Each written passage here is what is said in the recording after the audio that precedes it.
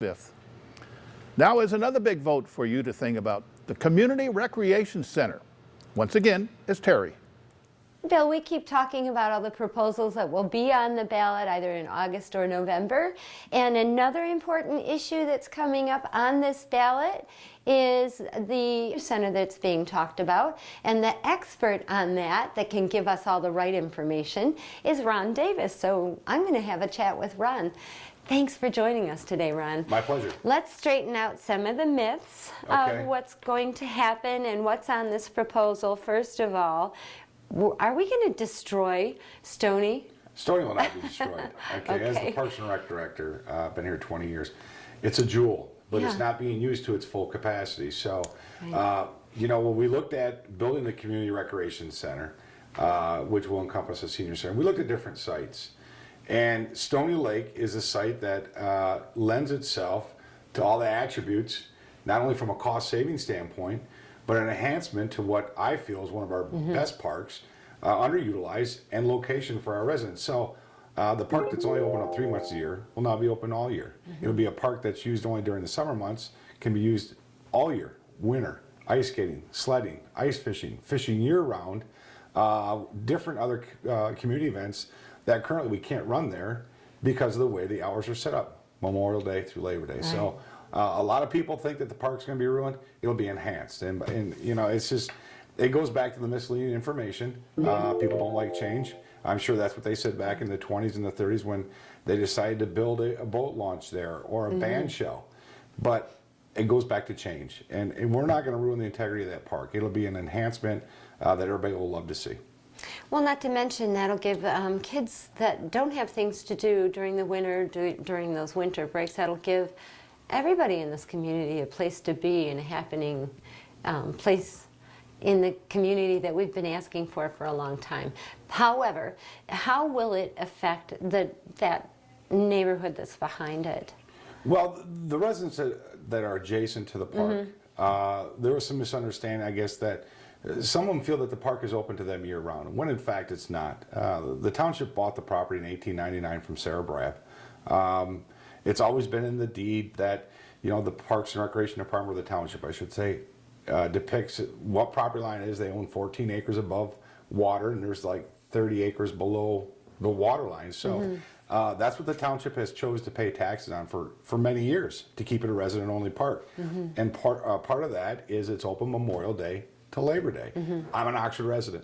I can't go in there after Labor Day, nor can I go in there prior to Memorial Day. So if we're gonna allow the residents who live adjacent to Stony to access that park year-round, then we need to do that for everybody. So that seems to be the misunderstanding. If the recreation center gets built there, it'll be a huge enhancement to that area. You know, it's like when you buy a house adjacent to a golf course or a park. You're going to pay, your house is worth more because you're adjacent to that feature. So it's just going to be a great addition to that area, and I think everybody will benefit from it. And talk about the mill that you're requesting. It's It's a 1.60 mill or bond issue to construct a facility. Okay, after the first year, it could go down to as low as 1.54. In addition to that, there's a 0.05 millage for 5 years that will enable our seniors to access the facility without a membership cost. Now, there is going to be a membership fee to utilize the facility. No different than if you come to our parks now, you pay a millage to enhance the parks, but you don't pay fees. You have to pay fees to use a program, softball, Tai Chi, karate. So there are fees associated with the facility, a membership fee. No different than if you were to use a library and the books were late, water, sewer, police, fire. So there are additional fees. But to give you an idea, for a family of, you know, for a family membership, it's $30 a month for the year. For a couple or a single, it'd be $20 a month if you're an Oxford resident. Oxford seniors, citizens, 65 and over, don't have to pay a membership fee. And that's not set in stone yet, right? Those fees are established. Oh, yeah, okay. That's what I base the budget on. Okay, great. The budget has been based on solely memberships. We'll run that facility. Okay. When I put the budget together, I didn't put any user fees, meaning fees or revenues generated from swim lessons, Tai Chi, karate, dances, you know, the fitness center, those types of things. Because I wanted to get a true figure of Got what the it. numbers were. Okay. And that information was collected by doing a professional study, looking at other recreation facilities that are similar, to make sure before we took it to the township board and the balloter, the people, the community, that we had done our homework. And we did do our homework for this recreation center. It's not a community center like the one in Lake Orion. It is a recreation center. And we have done our due diligence prior to putting it on the ballot. So Similar to the one in Lapeer that people Very from similar. this community have been using for years. So that also, that makes it self-sustaining, self-generating. That also then would put a limit on that mill? Is there a term limit on that? it's on a the mills? 25-year, Okay. $20 million project. So a 25-year mill for the construction. And then the other one is the .05. That's for 5 years. Correct. Okay. And this is all voters' choice? It It's is not like voters' it's choice. being rammed down anybody's throat? Or Correct. this is Correct. something that...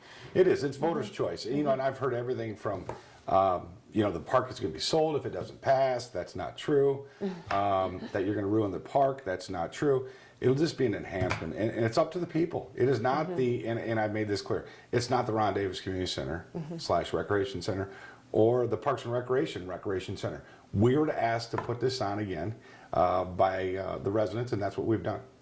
Mike, that was my next question. For how long and how often do you get asked by people from this community, where can we put a place to go? What can we do for recreation?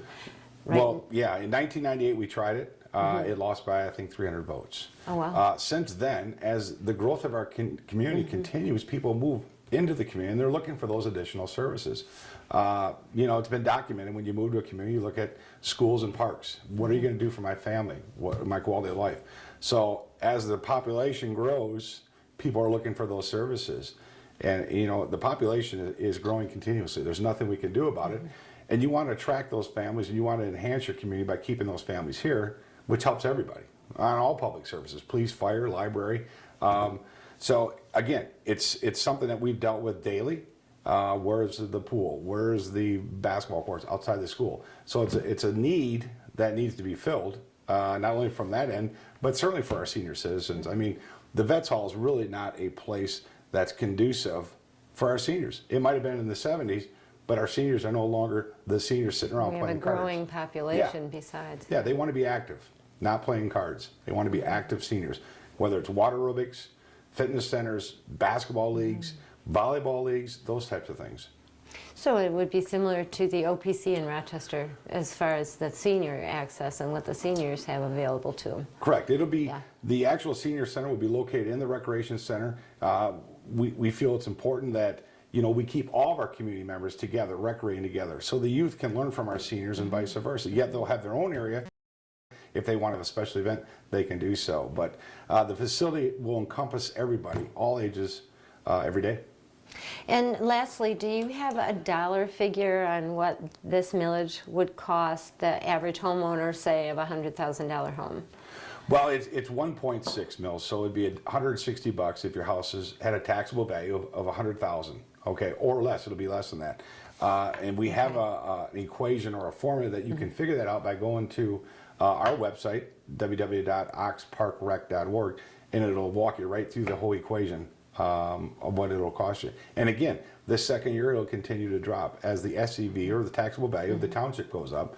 Those numbers will go down. So. I guess it goes back to what are you willing to pay for?